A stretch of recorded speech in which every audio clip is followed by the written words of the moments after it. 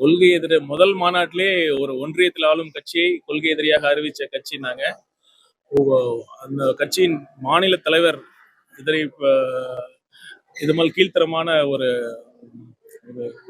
குறிப்பிட்டு சொல்லியிருக்கிறார். அதை மக்கள் பார்த்துட்டு தான் இருக்காங்க. இதை பத்தி நாங்க சொல்றதுக்கு எதுவும் இல்லை. அவரோட தரத்தை அவரே குறைத்துக் கொண்டிருக்கிறார். நடந்தது ஒரு விபத்து.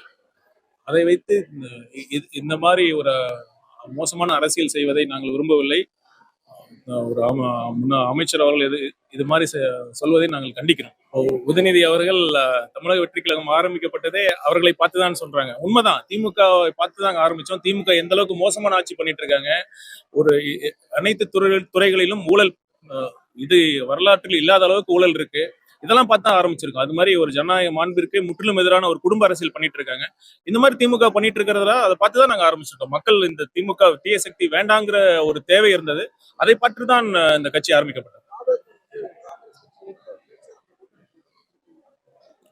கூட்டணி குறித்து எங்கள் நிலைப்பாடு ஆரம்பத்தில் என்ன இருந்ததோ அதே தான் இந்த நிலைப்பாடு.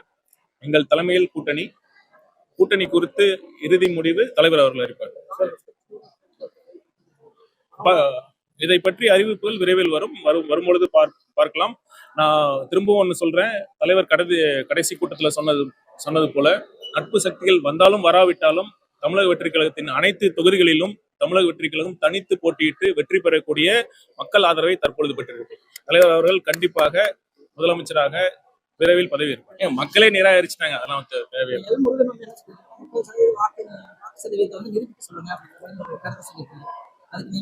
30% இல்ல, வின் பண்ணக்கூடிய அளவுக்கு வாக்கு சதவீதம் தேர்தலை நிரூபிக்கதான் போறோம். கண்டிப்பா நிரூபிக்க போறோம். இறுதி வெற்றி சதவீதம் உங்களுக்கு விரைவில் தெரிய போகுது. அப்ப நீங்க தெரிஞ்சுப்பீங்க. பிளே ஸ்டோர் மற்றும் ஆப் ஸ்டோரில் இருந்து பாலிமர் செயலியை QR கோடு மூலம் பதிவிறக்கம் செய்யுங்கள். செய்திகளை உடனுக்குடன் பெறுங்கள்.